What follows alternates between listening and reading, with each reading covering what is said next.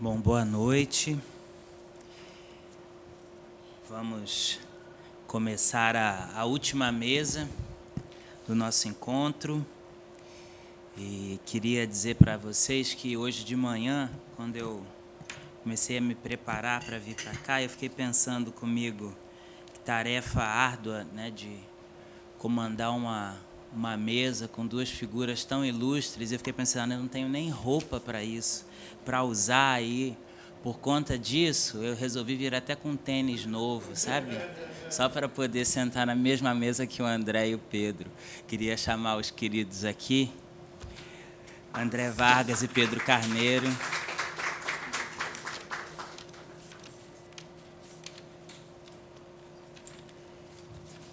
Quem conversa? Os mais velhos. Quer começar? Eu? Vai pela ordem alfabética. André primeiro. Eu fico aqui, né? Você vai operando aí. Quer ficar por aqui? Que a gente olha? O que você Pode prefere? ser. Fico aqui, vou sentar aqui então. Tá bom. Se eu conheço alguma coisa do trabalho do André, A gente conhece. Alguma coisa, né? alguma coisa eu conheço do trabalho. Se eu não conhecer, eu vou descobrir. Ah, cara, olha só. Alô? Alô? Já saiu falando já? Pode. Alô? Gente, boa noite. É uma honra estar aqui participando dessa mesa. Feliz do convite do Shannon, ainda mais para participar com meu irmão Pedro. Eu conheci o Shannon numa proposta de uma exposição que a gente montou lá no Cabeção do Getúlio, lá no como é o nome do museu? Memorial Getúlio. No Memorial Getúlio Vargas. Cabeção do Getúlio é Mais muito conhecido bonito. como Cabeção do Getúlio. Que se chamou Água Banta e foi junto com o Pedro. Então, é uma trinca já consagrada, né? E, enfim, é um desafio, além do prazer de estar aqui com vocês conversando nessa noite de inverno, é um desafio... Numa sexta-feira. Pois é. Mas é um desafio tremendo, porque eu gosto muito de falar. Isso é sempre um problema quando a gente tem um tempo contado, né? E o Shannon já veio falando para mim, não, são 30 minutos. E aí eu falei, pô, como é que eu vou falar do meu trabalho, que sou um artista tão ansioso, tá sempre fazendo um negocinho, um trocinho, né? Então tem um volume muito grande de trabalho. Como eu vou apresentar meu trabalho em 30 minutos? E aí eu, enfim, pensei em um recorte, acho que o recorte dentro do meu trabalho é o núcleo com menor tamanho, mas de grande relevância assim, na minha trajetória, que são as performances que eu produzi. Então, não sei se tem alguém que conhece meu trabalho, mas vai perceber que não é bem a minha principal chave, assim. Apesar de ter sido a minha entrada no circuito das artes visuais. Eu comecei fazendo performance, né? Não me chamo por aí de performer, mas eu acho que a performance ela me ajuda a me atualizar no tempo, né? Nessa relação direta com os públicos, sendo ele espontâneo ou ali já esperando, né, trabalhado para receber uma performance. É nessa relação direta com o público que eu acho que eu atualizo as minhas próprias questões e dou conta de desenvolvê-las também em outras linguagens. Bom, vamos lá. Meu nome é André Vargas, está aqui. Eu tenho 37 anos. Eu sou o artista jovem mais velho da geração, né? E nascido em Cabo Frio, mas já moro no Rio de Janeiro há muito mais tempo do que vivi em Cabo Frio. Fiquei lá até os 15 anos de idade. Vim para cá para estudar, né? Para se dar sequência nos estudos. Fiz letras e filosofia, então minha formação é bem marginal no sentido da formação artística, mas devo muito da minha formação... É poeta também. Oi? É poeta. Sim, sim. Inclusive, fiz letras achando que ia ser um poeta rico e famoso. Até descobrir que isso não existe, a não ser que você já nasça rico, né? Aí talvez você consiga uma certa fama. E aí depois fui para a filosofia, pirei de vez, E aí, mas a minha formação artística se dá através da mediação de arte, né? Trabalhei como um educador em museu durante muito tempo, então estou fazendo esse preâmbulo só para as pessoas saberem de onde partem as minhas inquietudes, né?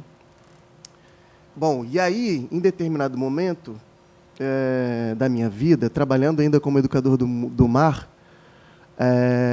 muitos amigos ali, inclusive muitos amigos da UERJ, que também foram formados pelo museu e que hoje estão aí galgando espaços grandiosos, como William Almeida, Tadaskia, e Jambi, Jandiri e Amador, Ventura. que vão abrir amanhã uma individual no Passo. Ventura também.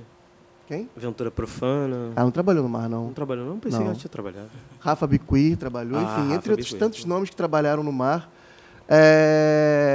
Um desses nomes é Silvana Marcelina, que é uma grande amiga, curadora, artista, trabalha no IMS com o acervo do Januário Garcia, enfim, pau para toda a obra. Ela estava montando uma exposição chamada Africanize Performática, e um dos artistas que ia fazer uma das performances, ele não pôde fazer. E eu nunca tinha feito nada, só atividade educativa e escrito poesia. Tinha publicado 2 livros de poesia, mas nada na seara das artes visuais, né? E aí ela falou para mim, eu estou precisando de alguém para fazer performance nesse dia. Se você conhecer alguém que faça performance para participar da Africanize, me avisa. E aí eu falei, eu faço. Já dei a cartada. E ela caiu no conto do vigário. Mas aí eu não queria decepcioná-la, né? Fui estudar, fui começar a pensar no que eu produziria ali, então, né? E aí eu fiz a minha primeira performance, que foi lá nos idos longínquos de 2018. E ela aconteceu durante essa exposição de performance no Elliot Sica, aqui no Rio de Janeiro, e se chama Escrevo. As propostas de Africanize todas tinham que deixar algum resíduo. E aí eu, de alguma maneira, queria me apresentar e, ao mesmo tempo, apontar para os meus, né? Apresentar quem veio antes de mim. Então, eu queria mostrar que eu vinha da escrita, que eu vinha da poesia, e, ao mesmo tempo, queria falar sobre os meus antepassados. E aí, eu já partindo da premissa de que todo espectador é emancipado, todo leitor é emancipado, achei que se eu tirasse uma vogal, abrindo a possibilidade de leitura da palavra, eu chamaria de vez o espectador para a baila, né? Para completar a palavra e criar suas próprias narrativas. E aí, dessa maneira, ao mesmo tempo que eu me apresento e apresento os meus, nessa performance eu jogo com o espectador, com o leitor, né?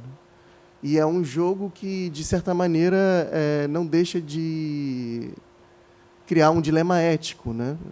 Singelo, mas um dilema ético, porque à medida que, dependendo do leitor, vai ler primeiro escravo e outro leitor vai ler primeiro escrevo, a gente já vai ter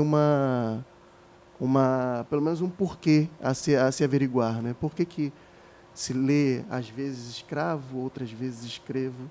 E qual que é essa relação entre o letramento e a história da escravidão no Brasil, né? E aí, passado um ano, na verdade, essa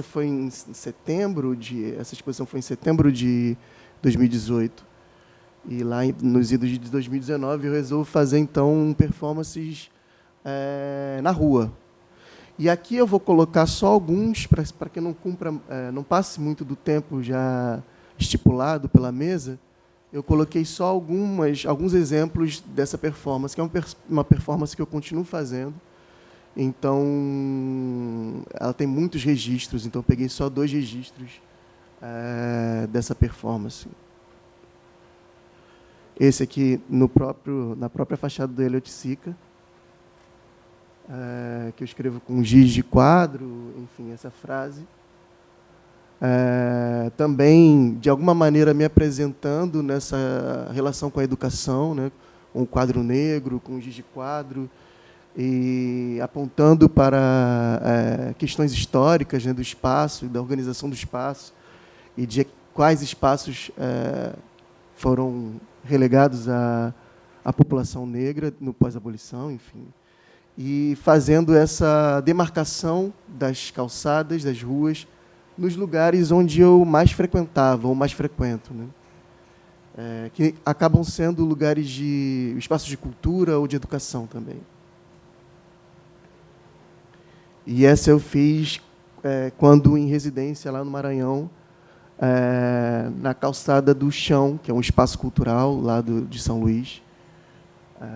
Então a gente tem pelo menos 2 lugares, e a vontade que eu tenho é de fazer em outros estados, enfim, continuar fazendo. Eu tenho uma tendência grande de serializar quase tudo que eu faço, né? Porque acaba que eu fico sentindo um gostinho de quero mais, enfim, acaba que quase tudo que eu faço vira um processo, um trabalho em processo. E as performances também seguem por esse caminho. Desfile foi uma performance que eu fiz também na cidade, né, na Avenida Presidente Vargas,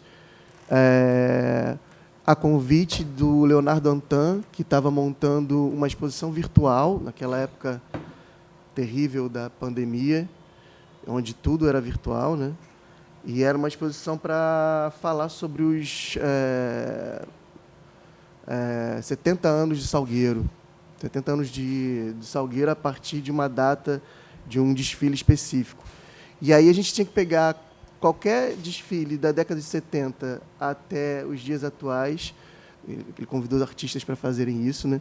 E dialogar com esses desfiles, da forma como nós quiséssemos. Então, podia ser com uma alegoria, ou com uma temática, ou com o que quer que seja. Eu peguei uma alegoria do desfile de 71, que era a Festa para um Rei Negro, que é aquela do samba, ô lele, ô lala, pega no ganzê, pega no ganzá. E uma das alegorias que abriu o desfile era um grande estandarte escrito "E se fosse hoje?".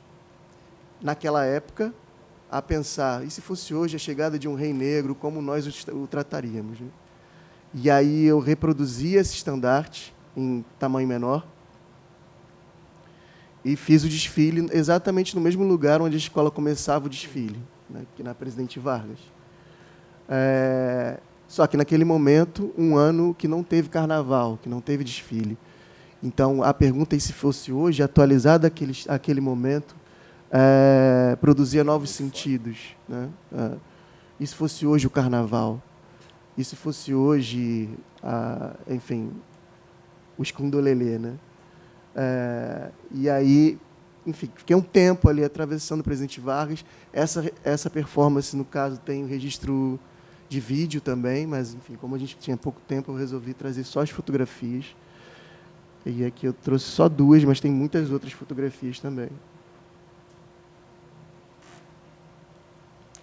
E tem uma coisa de anonimato nela também, né? Eu fiz um estandarte grande o suficiente para me tapar. A timidez. Tem uma coisa da timidez, mas eu durante a pandemia, eu não fiz nenhum trabalho pandêmico. Muita gente entrou por esse caminho de trabalhar com os símbolos da pandemia, né? A máscara, a coisa. E eu não queria aparecer de máscara. Apesar de muita gente estar aparecendo de máscara, a ideia é que eu não queria aparecer de máscara. De alguma forma, tirar esse trabalho desse contexto, né? Não ficar completamente circunscrito a esse contexto. Tanto é que depois ele foi exposto outras vezes em outros contextos, né? Porque é uma frase existencial que pode ser adequada a qualquer contexto. A gente mostrou em Dar Bandeira, né? Oi? Ficou. A gente mostrou em Dar Bandeira, Sim. né? Foi Uma outra outra exposição que eu participei do Shannon. Eu também, tá falando. E aí fiz esse trabalho que se chama Abdias Já Dizia, para terror do do leitor do Abdias ali, que não sabe se gosta ou se não gosta. Porque o Abdias, quando foi candidato a vereador do Rio de Janeiro, ele fez um panfletinho, não vote em branco, vote no preto. E aí, em 2020, foi uma eleição que a gente teve... Foi a primeira vez que a gente teve 3 candidatas a prefeita do Rio de Janeiro negras, né? E aí eu panfletei um não vote em branco. E esse ano pretendo panfletar novamente. Então está aí mais uma vontade de fazer novamente, né? Uma vontade de serializar o gesto. E fui para as ruas do Meu Grande, Bom Meyer, e também aqui na Rio Branco. E era interessante porque era um momento de eleição, então era um momento muito acirrado, né? Então as pessoas às vezes torciam o nariz, falavam besteira para mim, aquela coisa toda. E eu disputava muito as calçadas com outros panfletistas, assim, né? De pessoa que estava panfletando Paulo Cintura, não sei quem, né? Aquela coisa toda, aquele circo. Confusão de rua. Uma confusão. E aí é engraçado, porque eu achei que eu ia distribuir muitos panfletos também, né? Só que era uma época de pandemia ainda, né? Então eu fui de face shield, máscara, aquela coisa toda. E as pessoas passavam assim, às vezes, com nojo, né? Então, eu fiz 1000 desses panfletos e ainda tenho metade. Achei que ia distribuir muito mais do que distribuir na verdade.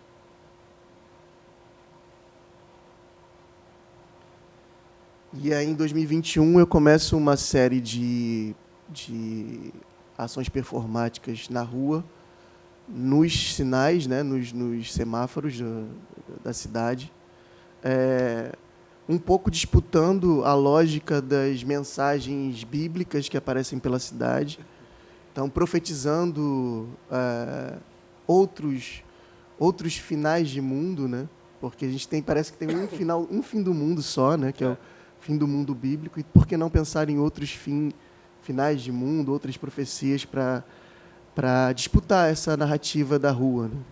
Então eu coloquei aqui também só 2 exemplares, mas eu fiz muito mais ações dessa série. Essa foi a primeira, Leia Lélia, parafraseando o Leia Bíblia, né? E inclusive esse trabalho vai estar agora na exposição sobre a Lélia Gonzalez, que vai abrir lá em São Paulo, nessa quarta-feira. E, enfim, a importância de Lélia Gonzalez todos os dias na nossa vida, né? Então, você pegou esse táxi, Xanon? Não peguei, mas eu estou vendo a Leia, Nossa Senhora. Nossa Senhora aqui. E aí, para mostrar que eu fiz faço essa série, assim como a Todo Chão, pretendo fazer onde der no Brasil todo, não é uma coisa também circunscrita à cidade do Rio de Janeiro. Eu coloquei a vez que eu fiz essa performance lá em São Paulo, na Liberdade. A Liberdade é um bairro originalmente negro, né, que conta muito da história negra em São Paulo, mas que também tem agora essa camada nipônica, né, e asiática, e que acaba subsumindo a história negra, né? Mas ainda as igrejas da Praça da Liberdade contam muito dessa história. E uma das histórias, o próprio nome Liberdade vem da história do Chaguinhas, que era um sujeito que foi preso, um sujeito negro foi preso e condenado à forca lá. E 2 vezes tentaram enforcar ele, a forca quebrou. E ele gritava, o povo gritava Liberdade, por isso aquele lugar tem esse nome. E aí, então, resolvi fazer essa quase profecia, conclamando para o passado um futuro de chagas de liberdade, né? Isso foi no decorrer de uma residência que eu fiz na Pivô também, lá em São Paulo. E essa aqui também, em São Luís do Maranhão, para Verbo, que é um festival de performance gerido e idealizado pela Galeria Vermelho, que me representa, né? E que originalmente acontecia todos os anos só em São Paulo, dentro da galeria mesmo, e passou a ser, depois de um tempo, na galeria e também um outro braço em São Luís. E aí, no ano passado, teve em São Paulo, em São Luís e na Pinacoteca do Ceará. E ano que vem, porque agora vai virar Bienal, né? Bienal é bem mais chique, né? Bienal é coisa fina. Fica até mais importante. Ano que vem vai ser nesses 3 lugares, São Luís, Ceará e São Paulo, e outros lugares que eu ainda não sei, mas eu acho que vai abrir outras frentes também da Verbo. E só para quem gosta, o pessoal da performance, é sempre legal se inscrever, porque é um espaço bastante de bastante visibilidade. E aí eu produzi essa performance com carimbo. No carimbo está escrito O Reino, não dá para ver direito. E eu vou carimbando a parede do chão, que é o lugar lá que tem a exposição, né, o chão do São Luís, com tinta de carimbo mesmo, vermelho, dramático, assim, sanguíneo, né?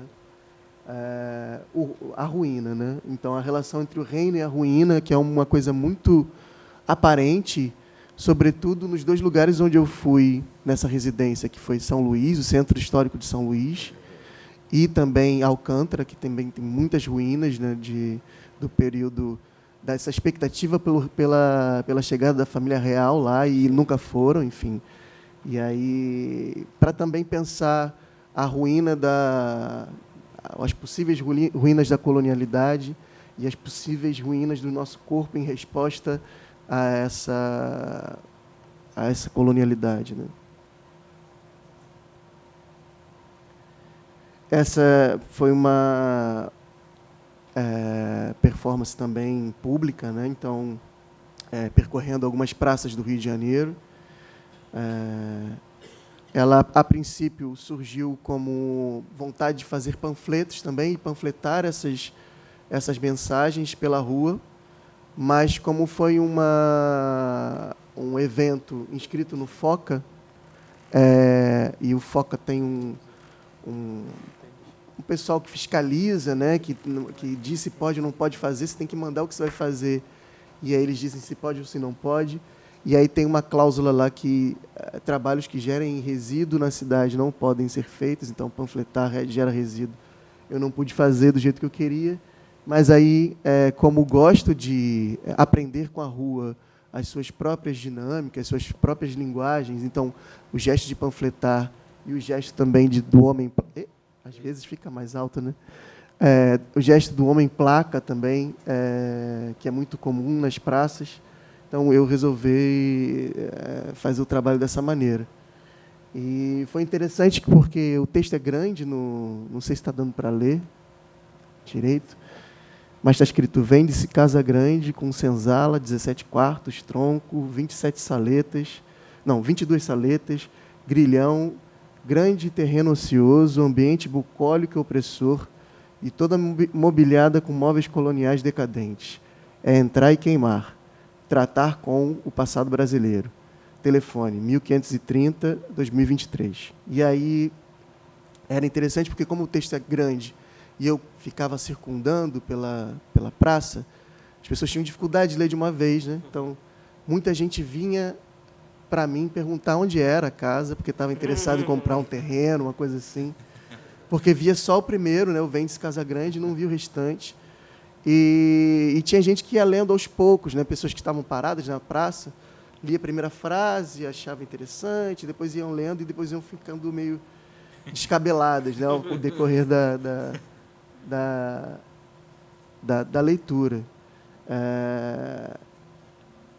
Também foi um momento engraçado assim, para perceber que há um mínimo indício de ideia ou de debate progressista sobre raça, por exemplo, sobre história do Brasil. Você já é taxado de comunista. E eu fui chamado muito de petista nessa praça aí, que é a Praça Sans Penha, né, na Tijuca. Não, as pessoas... A galera que trabalhava na barraca, cara, falando não sei o quê. Você é petista, é? E aí, até, enfim, nesses momentos eu gosto de embarcar um pouco no personagem, assim, porque eu já trabalhei como um cara que panfletou. Eu nunca trabalhei de homem-placa, mas já trabalhei muitas vezes como um panfletista.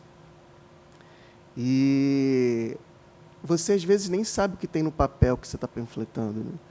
Então, eu, às vezes, para algumas pessoas, eu falo, não, estou só trabalhando, eu fui contratado. E embarcava no personagem trabalhador. E outras vezes eu tentava, dependendo da pessoa, que tivesse um pouco mais de abertura, eu tentava explicar um pouco mais a situação. Mas o que foi mais legal dessa performance foi perceber que muitos outros homens-placas vinham falar comigo. Alguns já saindo do serviço vinham falar, pô, também trabalho com isso, eu sei que é sofrimento. E a gente ficava ali desabafando, assim. Então, e o que não deixa de ser continuar contando essa história da Casa Grande, né? Ainda é um desdobramento do trabalho nessas condições, né? Porque são trabalhadores que ficam o dia inteiro no sol, ganham muito pouco. Eu lembro que eu ganhava para panfletar, durante o dia inteiro, eu ganhava tipo R$70. Assim. Era o dia inteiro, R$70.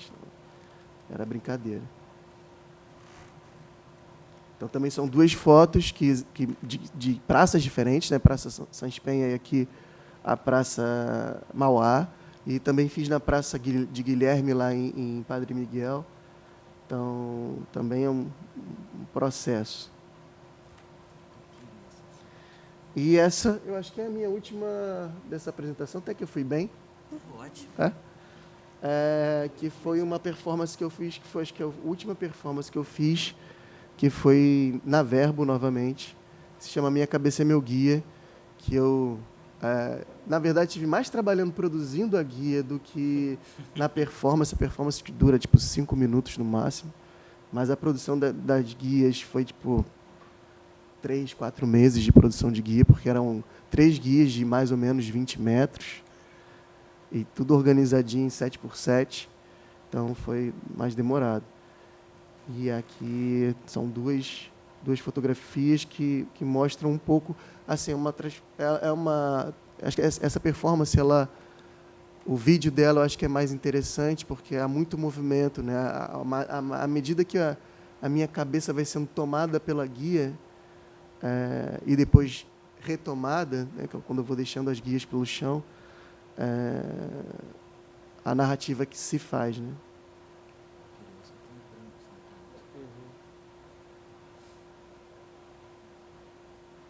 Então, ela é bem grande o suficiente para a cabeça ficar toda tomada, né? E é isso. Acabei. Vem. Agora é Pedro? Vou pedir. Vamos aplaudir. Obrigado, André. Desculpa se eu corri muito, mas eu fiquei com medo de estourar o tempo da galera. Imagina. Ele ficou falando do meu tênis hoje, mas eu não sei se vocês perceberam que a foto que ele está lá na Praça Sans Pena, ele está com um tênis igual ao meu e ele ficou tirando onda do meu tênis aqui. Não, mas Rainha é o melhor tênis que tem. Então. Patrocina.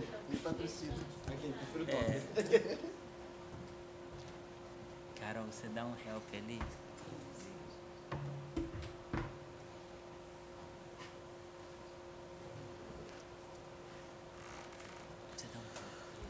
Bom. Agora aqui.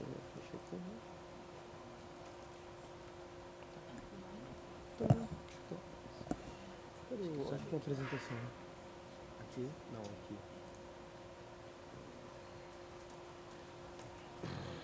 Foi. Nada. Bom, boa noite. Obrigado por terem ficado. Uma sexta-feira dessa. Logo mais tem samba aqui no André, na banca do André, não com do André, né? Ou vai ter samba lá no Meier hoje, não sei. Bom, queria agradecer aqui pelo convite e por... Opa!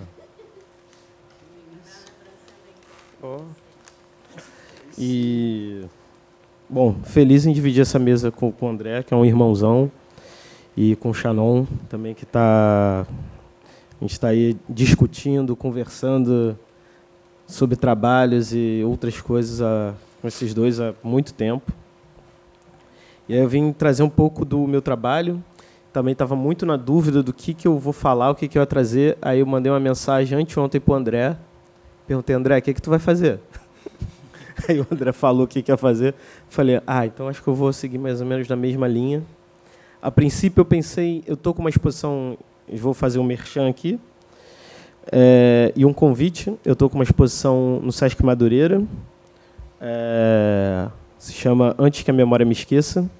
Vai ficar até dia 14 de julho. E aí eu resolvi falar um pouco de alguns trabalhos que estão lá no Sesc e outros trabalhos que não foram para a exposição, mas que são desdobramentos de coisas que eu venho pensando e discutindo no meu trabalho. Eu acho que, como o André, eu tenho essa coisa da serialização, né? Eu acho que o assunto não se esgota. Então, eu vou falar aqui mais ou menos de 3 coisas que eu acho que são relevantes no meu trabalho, mas e tentar correr no tempo certo. O que eu trouxe aqui de proposta, que é o ateliê Meu Quintal, porque uma das coisas mais legais e mais importantes que eu escutei na exposição algumas vezes de pessoas diferentes e pessoas, num geral, que eu não conhecia, foi que entrar na exposição era como se as pessoas tivessem entrado no quintal de casa. E aí eu fiquei com isso muito na cabeça. E eu fui lembrando que que 2 dessas séries que eu vou mostrar hoje e alguns trabalhos, eles têm o quintal como um ponto importante na construção desses trabalhos. Então, o primeiro trabalho que eu trago aqui é o do quintal no 240, que faz referência à casa onde as minhas avós e minha tia moram, que fica em Oswaldo Cruz. E aí eu comecei a pintar essa série. E acabou que eu não falei, né? Eu sou basicamente posso dizer, um pintor. Eu gosto de dizer que eu sou talvez o 89º melhor pintor da geração. Né? Mas e aí eu desenvolvo toda a minha pesquisa em cima da pintura e do desenho, e a coisa vai ocupando outros lugares, outros espaços. Então, essa série do Quintal no 240 é uma série de pinturas que foram feitas todas a partir de pinturas das plantas do quintal da minha avó, que fica no 240. Então, essa série foi uma proposta do Rafa, que é o curador da exposição, que ele mostra uma outra série de plantas, que eu pensei em mostrar aqui, mas aí eu quero que vocês vão lá em Madureira para ver a outra série. E ele falou que a gente podia ter mais planta. E aí as plantas eram minha avó fez a passagem, e as plantas da minha avó sempre foram coisas muito importantes, que ela sempre cuidou com muito carinho, com muito amor. Uma das coisas que, quando ela foi morar com uma casa com quintal, foi encher o quintal de planta. E realmente o quintal ficou um matagal. E durante a pandemia,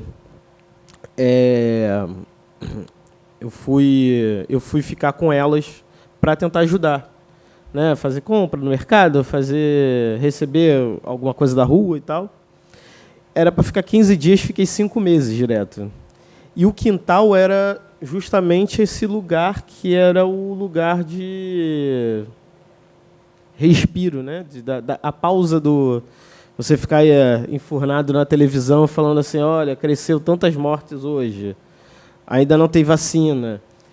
Então, essas plantas viraram parte da minha paisagem, que me ajudaram a não enlouquecer naquele instante, naquele período. E aí, ainda falando sobre quintal, eu tenho um parênteses para falar aqui, que não importa talvez, mas importa muito, que a minha comida favorita é o feijão. E feijoada, não preciso dizer que é uma das minhas comidas favoritas. E eu fui descobrindo ao longo desses anos que a minha família tem uma história com feijão muito mais complexa do que eu imaginava. Porque a minha mãe, ela tinha um bar, ela teve um bar durante...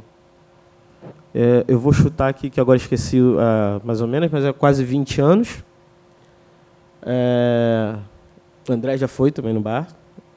Então, ela fazia todo dia de São Jorge uma feijoada para distribuir para as pessoas.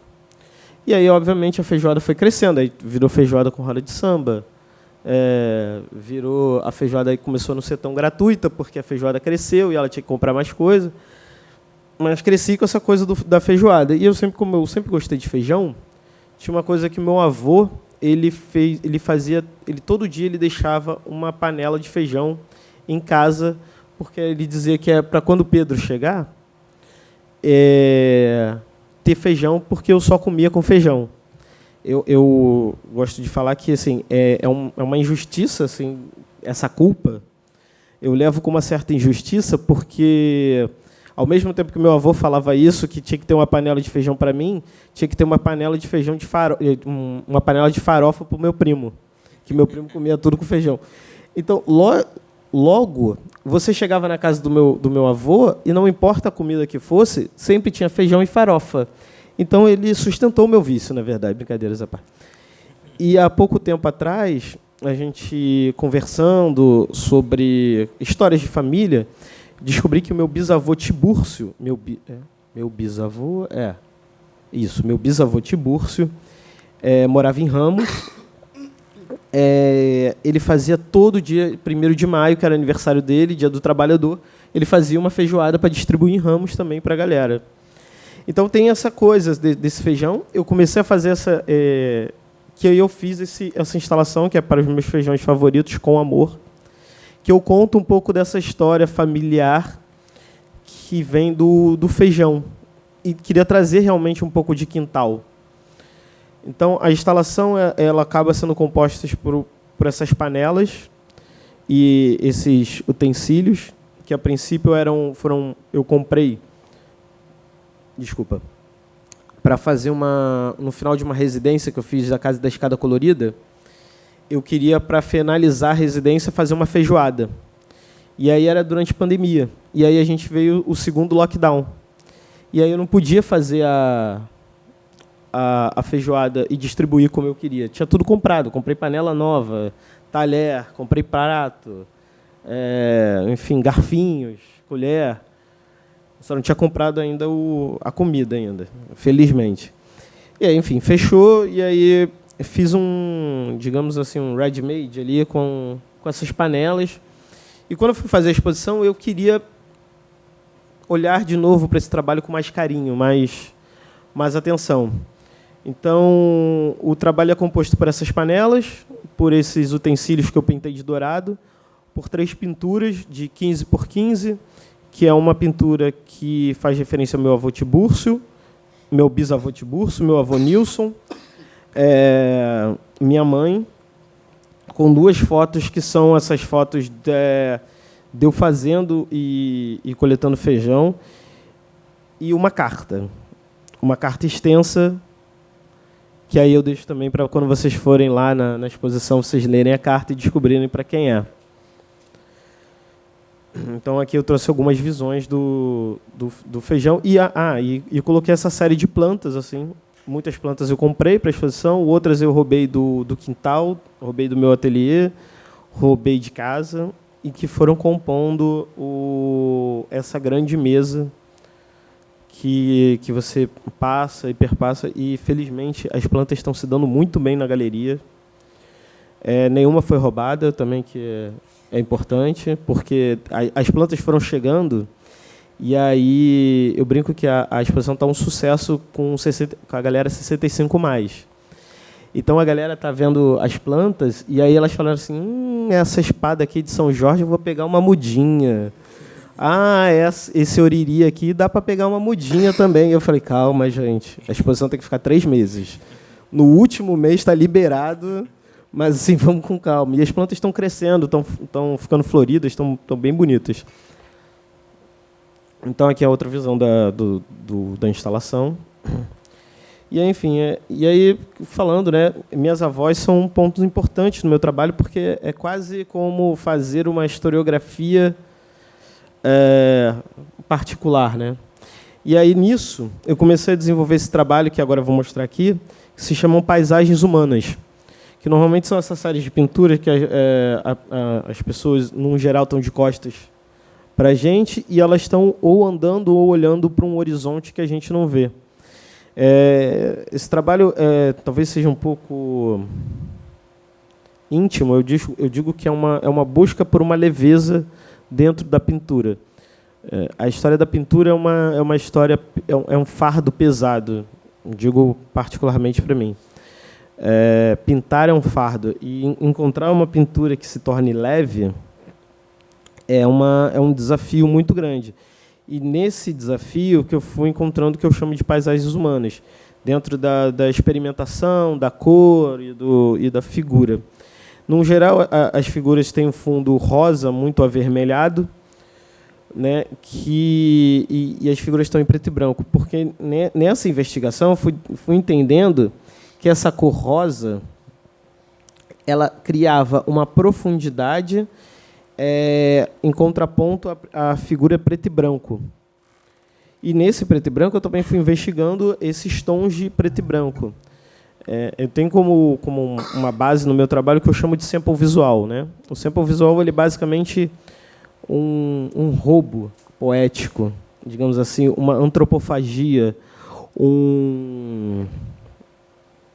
uma apropriação. E uma vez eu vi o Kerry James Marshall, um pintor norte-americano, falando que ele pintava com 4 tons de preto, para conseguir camadas de tonalidade de preto com que fizesse com que você, a princípio, olhasse uma grande mancha preta, mas conforme você fosse chegando perto, você ia encontrando essas diferenças desses pretos, assim, encontrando a figura. E essas pinturas elas são também um pouco dessa investigação, que aí eu vou encontrando esses tons de cinza e preto, essas camadas, em frente a esse rosa. Eu chamo de paisagens humanas porque há algo que a gente não consegue ver. Há algo que que o fundo ele não permite ver. Essa cor, ela é luz e a luz é cor.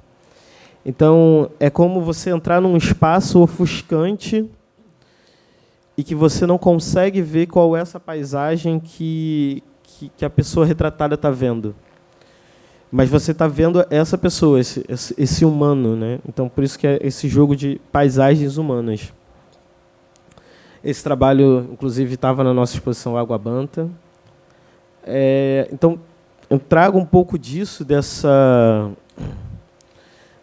imaginação da paisagem, que eu acho que é uma construção de uma paisagem possível, futura, presente, utópica. Tem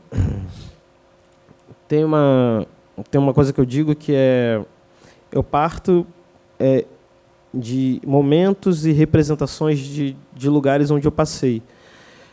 Mas eu gosto de acreditar que cada um vai ver essas pessoas na paisagem que desejar. Então, isso cria uma certa abstração no que se constrói para futuro ou presente.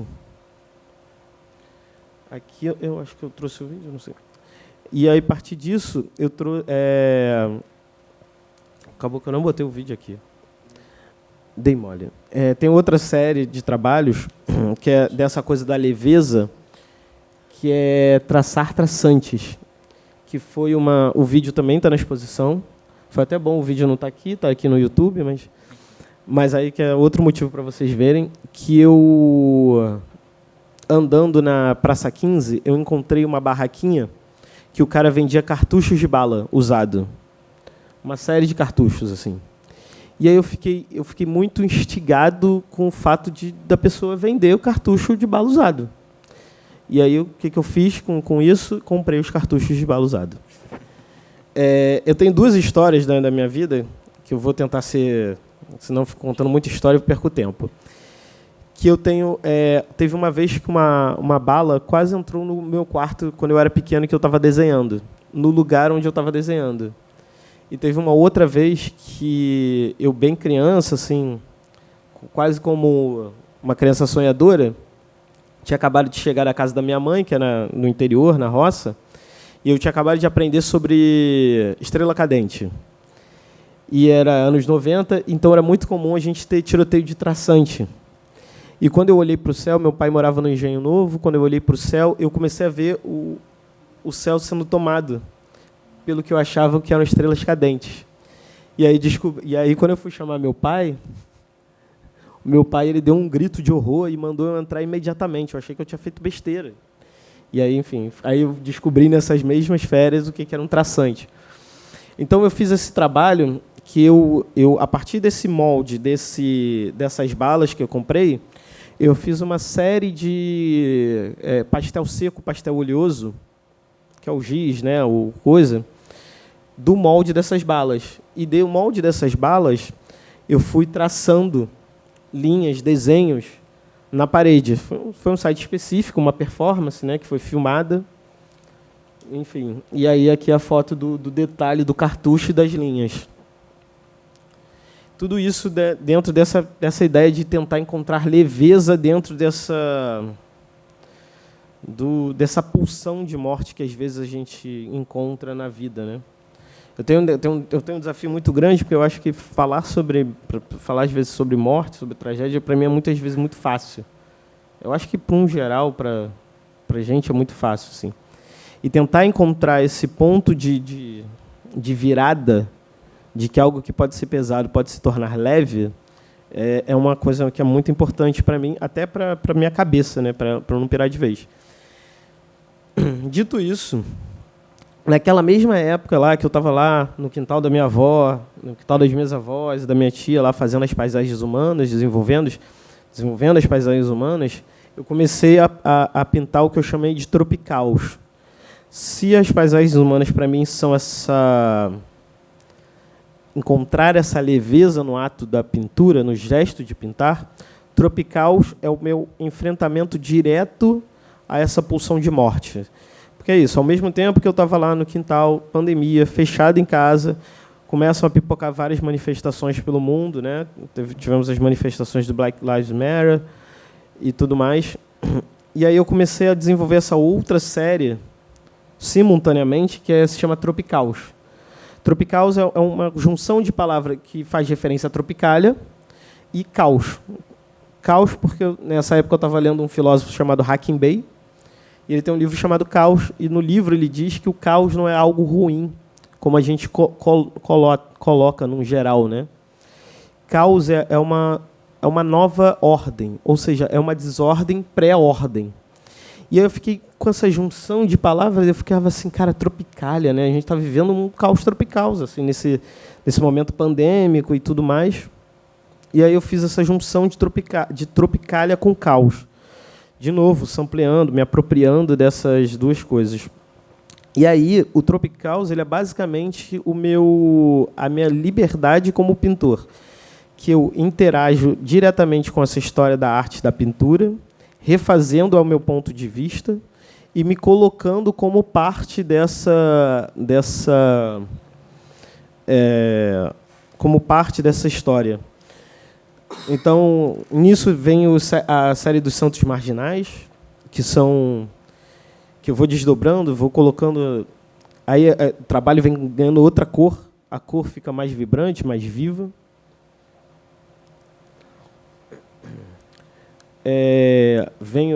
Tem esse outro trabalho que é Heróis Tropicaus e Marginal, que vem também dessa pintura da foto icônica da Tropicália, e aí eu vou misturando elementos dessa pintura, alguns reconhecíveis ou não. Aí, se não reconhecerem, desculpa, porque é a precariedade do pintor né, no trabalho. E aí, Abdias não podia faltar. E aí é o panfleto, que é essa pintura Estamos Entre Reis e Rainhas, que aí eu pego um frame do clipe do Jay-Z da Beyoncé, coloco a máscara do Pantera Negra, de novo, plantas do quintal da minha avó, e aí tiro a Mona Lisa e coloco o panfleto do Abdias. Então, Abdias, de novo, não podendo faltar nesse bate-papo. E é isso, gente. Acho que eu consegui falar no tempo.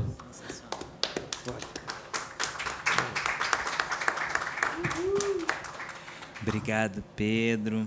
Obrigado, André. Bom, gente, a gente tem alguns brevíssimos minutos. Queria saber se alguém queria comentar alguma coisa, falar alguma coisa. Tem alguma pergunta? Luiz Sérgio, lá atrás, depois Luiz Sérgio. Posso? Tá, então, primeiro, parabéns pelo trabalho dos dois, né? Estou me sentindo lisonjeada, caí de paraquedas aqui, encontrei o João na rua, ele me trouxe. Mas a minha pergunta é direcionada para uma performance específica do André Vargas. Queria dizer que eu conhecia o teu trabalho, mas não te conhecia pessoalmente, assim. E está sendo uma honra mesmo, estar aqui e ver vocês falando do trabalho de vocês, assim. Acho que esse espaço não é tão comum. E aí, a performance A Ruína. Eu tenho uma série, uma obra que eu estou transformando em uma série de intervenções, que partiu de uma violência institucional que eu sofri. Eu gosto de falar, né, nesses termos de violência institucional porque a obra se chama A Instituição Sou Eu. E foi dita, essa frase não é minha, né, foi dessa pessoa dentro da instituição que se direcionou a mim dessa forma. E aí eu achei essa frase muito forte, porque ela remete a coisas muito fortes, né? Tipo, o l'état c'est moi, e tem uma carga, né? Então, ela falar, uma pessoa que é um grande cânone, assim, falar isso, a instituição sou eu, para mim, isso ficou reverberando por muito tempo. E aí o que eu tenho feito é levar essa frase para instituições renomadas. Então, a primeira coisa que eu fiz foi... essa situação foi num curso, né? Então, eu fiz uma bandeira, gosto de chamar de bandeira ainda, bordada e foi exposta lá no mar. Aí, depois, eu fui para a rua, né? Fui, ver o que a rua diz e como a rua recebe também. E aí, eu fui colar lambes também, com a mesma frase, aí colei lambe, por exemplo, em frente ao antigo prédio do DOPS. E aí agora, há 15 dias atrás, eu acho, teve o aniversário do Museu Nacional, e eu levei uma projeção e fiz uma performance, a gente fez uma videoarte e expôs a obra A Instituição Sou Eu. Aí foi isso, projetei A Instituição Sou Eu na fachada do Museu Nacional. E aí, essa coisa da ruína, de ter feito a palavra numa ruína e levar isso para dentro do... Eu queria saber mais do teu processo de criação e de como que você falou que você gosta dessa coisa de ficar retrabalhando, né, por muito tempo, de transformar toda a obra em um processo. Eu me identifiquei muito, assim, porque essa obra, né, que para mim está sendo um processo. É a primeira vez que eu me enveredo assim nessa coisa das artes visuais, porque eu sou antropóloga. E aí eu fui fazer esse curso e, sabe, assim, fui tentar outras coisas e me acabei me deparando com essa cânone que me falou isso, e aí eu me senti obrigada a usar outros artifícios, e a arte foi esse artifício assim que tem me proporcionado outros espaços e outros diálogos, assim. E eu queria muito saber meio que isso, qual que é a sua relação com como que é esse processo de pegar a sua arte e colocá-la dentro de um espaço, e esse espaço fazer parte da própria intervenção, da própria arte, assim. Enfim, eu não sei se me fiz entender, sim. Mas... Posso voltar com uma outra pergunta? Claro. Quantos anos você tem? Desculpa a pergunta. Eu tenho 27. 27. Eu também não tive uma formação acadêmica em artes visuais, né, como eu falei. E a primeira vez que eu fiz uma performance, que eu entrei mesmo de cabeça nesse mundo, eu tinha 32 anos. Então, acho que essas coisas não medem muito, né? Se a gente vem, de onde a gente vem. Às vezes é, inclusive, muito bom para a gente que a nossa formação sendo de outro lugar, a gente consiga colaborar com um debate mais amplo sobre a própria produção de arte, né? Sobre a pergunta, antes de respondê-la, eu gostaria também de externar que fico triste de saber que esse tipo de postura ainda aconteça e que você tenha sofrido com isso.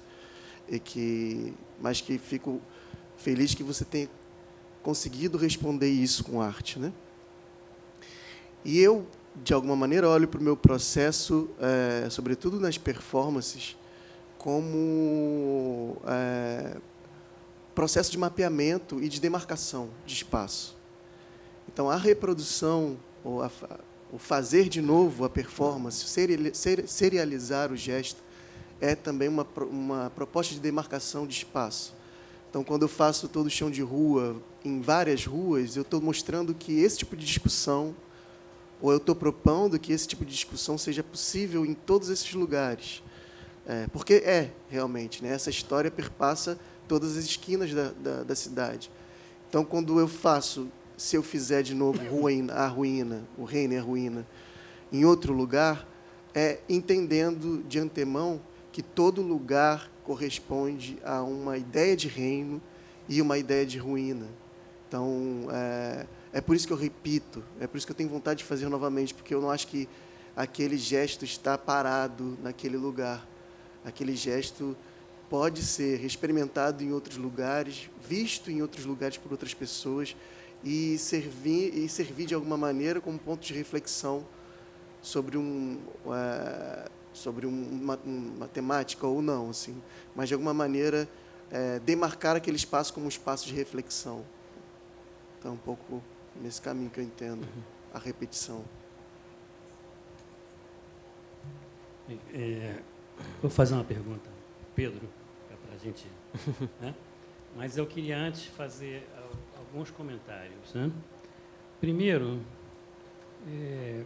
a alegria de ver, Shannon, que você, Carol, na organização, trouxeram vários trabalhos, foram 12 trabalhos, além das proposições, mas Carol parou para ouvir. Mas eu acho muito feliz, porque se nós tivemos esses 12 trabalhos apresentados, além das proposições, com questões muito relevantes que foram trazidas e debatidas, é muito bom também ter um encontro com os artistas, né? Muitas vezes a gente está nos debates falando dos artistas, mas não exatamente com os artistas. Então, acho isso muito feliz, essa coisa de trazer, vamos ouvir os artistas, abrir o microfone diretamente para ter essa conversa em vivo, né? Com quem produz a coisa, né? Então, eu acho isso muito relevante. Uma coisa que eu queria também, falando para o André, e eu sei que tem pelo menos o João, que é estudante lá na Federal Fluminense, estudante de arte, e eu fico me perguntando, será que é isso mesmo? Será que para ser artista passa por uma formação de um curso de arte? A gente sabe que não, Mas a pergunta que eu me faço é se esse é o melhor caminho, né? Porque a tua formação em letras, ela aparece por inteiro, né? Sabe? O Pedro estava falando, não, você é poeta. Quando você fala Leia, Lélia, né? Tem outro que você que é Abdias, como Abdias, dizia Abdias, né? Então, isso é poesia, né? No sentido literal, né? Então, acho isso é interessante a gente pensar que como a arte contemporânea se abre para outras formações. Isso é muito relevante, né? Acho incrível isso, né? Em relação à pergunta aqui para o Pedro propriamente, quando você fala do quintal, né? Que as pessoas foram lá e diziam que era como se estivessem vendo o próprio quintal, sentindo a questão do quintal. E você mesmo disse que as plantas se deram muito bem ali naquele cenário, né? E é curioso isso, porque os espaços expositivos, eles são, por natureza, espaços que têm uma plena asepsia, né? E os nossos quintais, geralmente, eles não são isso, né? Os nossos quintais, ou a área do meu apartamento é a área de bagunça, é a área, né? Então, se você pudesse elaborar um pouquinho essa tensão que existe entre uma ideia de quintal, com as plantas propriamente, e o espaço expositivo com aquilo que é próprio desse espaço expositivo. Em geral, parede branca, em geral, piso sem poeira, né? Sim. Quando tem terra é uma coisa contida. Né? Então, pensar nisso. Os quintais, por exemplo, os quintais das nossas infâncias, eles eram um pouco de natureza no urbano, né? E a galeria não é isso, né? A galeria não é isso. Então, enfim. Eu acho que a questão do quintal, para mim, encaixou muito bem com a ideia do Elliot Sica, do Museu é o Mundo, né? E por que isso? O quintal, ele quase que ele ganha uma vida própria dentro da casa. Assim, pelo menos os quintais que me relacionam sempre foram muito assim. Porque isso, o quintal ele tem uma bagunça, mas uma bagunça ordenada, né? O quintal as plantas não são colocadas de uma forma simétrica, né? Quem vai ter planta vai colocando ali o vaso, ó, aqui pega mais sol, a planta vai se dar melhor aqui. Aqui não, essa planta aqui é mais de sombra, vai colocando aqui. Então o quintal ele vai crescendo de uma forma orgânica, assim. O quintal ele interage com a casa, mas ele interage com a casa do vizinho. No quintal lá da minha avó e da minha tia, tem um vizinho do lado que tem uma goiabeira. A goiabeira, ela invade o quintal por cima do muro da minha tia. Ou seja, a goiaba do vizinho cai no quintal da minha tia. Ele faz sombra no quintal da minha tia. Minha tia fica revoltada porque ela estende a roupa e está com sombra porque a goiabeira não está deixando o sol entrar. E aí ela fica com raiva porque os cachorros pegam a goiaba velha e trazem para casa. E aí isso você está escutando também o vizinho cantando música. O vizinho está fazendo churrasco, você está sentindo o cheiro. Só o cheiro. E aí a vontade fica ali, ó. E aí tem um outro, vou botar um outro parênteses. Perto ali da minha tia tem a fábrica da Piraquê.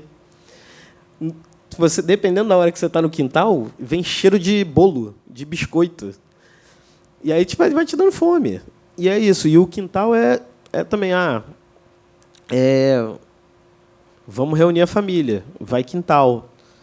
E aí também essa reunião vai se tornando de uma forma orgânica. Bota a mesa ali de comida, bota a churrasqueira, às vezes, num cantinho, e, de repente, a mesa já não está mais ali. Aí, de repente, chegou um primo que já aconteceu e falou assim, eu acho que tem pouca cerveja, eu vou comprar aqui 2 barris de cerveja. Quando vai ver, 4 horas da manhã, e a gente está lá.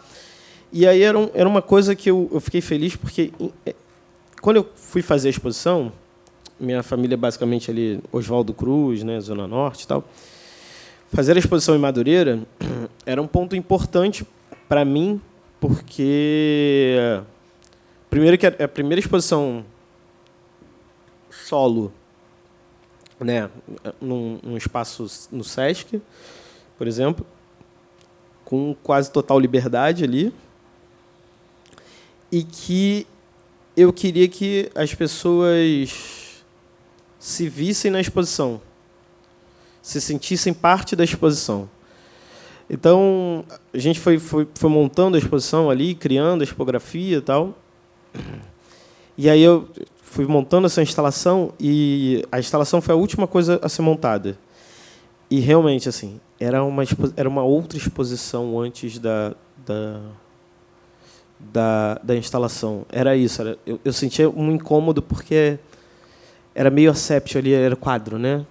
Quadro é sempre assim, é bonito, né, da gente ver, mas eu tenho questões, né? Fica ali aquela coisa ali chapada. Mesmo eu trabalhando com cor, né, mas uma coisa muito passagem. E aí, quando eu coloquei a instalação, deu uma outra vida. E aí teve uma sacada muito boa, que tem 3 vídeos na exposição, 2 vídeos que a gente que o Rafa, que foi o curador, ele propôs não botar fone. Então fica aquele barulho também, como se fosse o vizinho, fica ali aquele barulho. Então, eu acho que tudo, esses elementos juntos foram transformando a exposição num quintal. Que é isso, do nada você escuta por um vídeo a voz da minha avó falando uma coisa para mim. Então, isso foi transformando o quintal. Então, é uma coisa que eu acho que é isso, que toda exposição se torne quintal, que se torne uma bagunça ordenada, né? Acho que mas ainda estou também elaborando melhor isso. Não está nada certo, não. Daqui a 3 meses acabou, mudei tudo. Não. Obrigado, Pedro. Não sei se alguém tem mais alguma pergunta, algo a dizer. Bom, Carol está voltando. Queria, então, agradecer ao Pedro e ao André, queridos de caminhada, a gente troca as ideias, eu divido com eles muitas vezes as minhas inquietações, a gente tem esse espaço. E quando Carol me perguntou quem que eu poderia chamar para essa mesa, já que ela ia fazer a mesa de ontem, eu falei, acho que eu tenho 2 pessoas para convidar. E aí foi muito bom, porque toda vez que eu me aproximo dos trabalhos do Pedro e do André, parece que eu me relocalizo assim, em muitas questões, e isso é muito importante. Bom, a gente está chegando ao fim do encontro, e queria passar a palavra para a Carol encerrar, sem antes... Pode.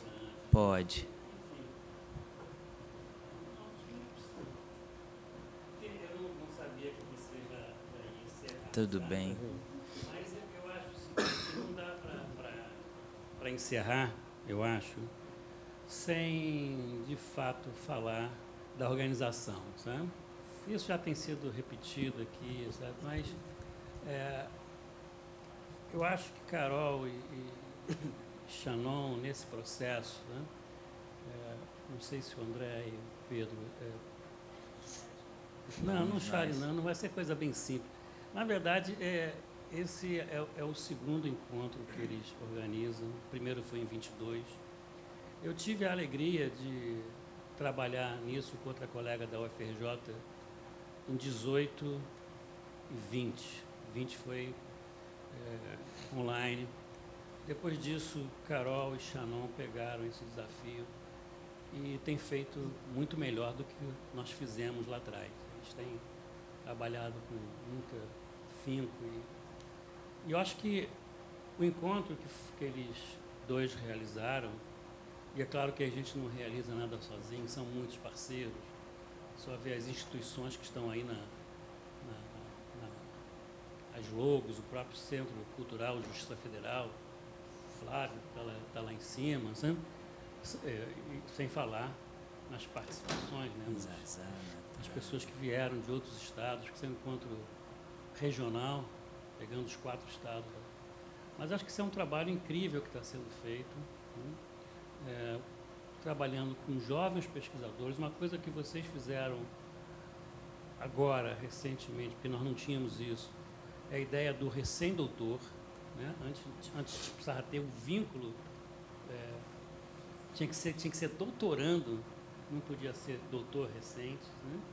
Então, acho que isso foi um ganho, e nós ouvimos coisas incríveis, trabalhos incríveis, um padrão muito, sabe, bacana, debates bacanas, e essa mesa de encerramento aí, Pedro, André, sabe, Então, eu queria parabenizar Shannon, Carol, Shannon, e, se eu posso, pedir aplausos para os 2, porque não é fácil.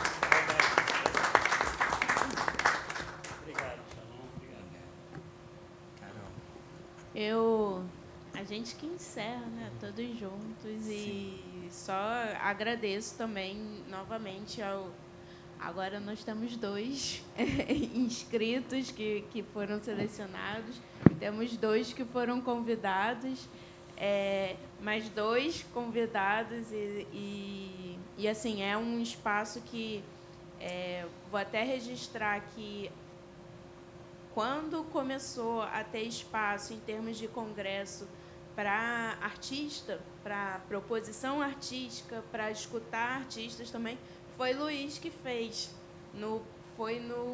Acho que no Uso Impróprio, foi no Estado de Alerta já, e agora uma série de encontros na nossa área incorporou isso, então isso é bacana. O próprio encontro regional também, antes só tinha o do Sudeste, agora outras regionais estão fazendo também. Isso foi dito pela Didonê, que ela acompanha todo o cenário nacional. Então, assim, são reverberações bacanas.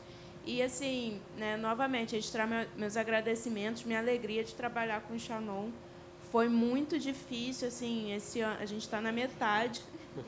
Foi muito difícil trabalhar comigo. Foi muito difícil. O Shannon tem um arsenal de figurinhas que eu não consigo... Não, mas foi a gente está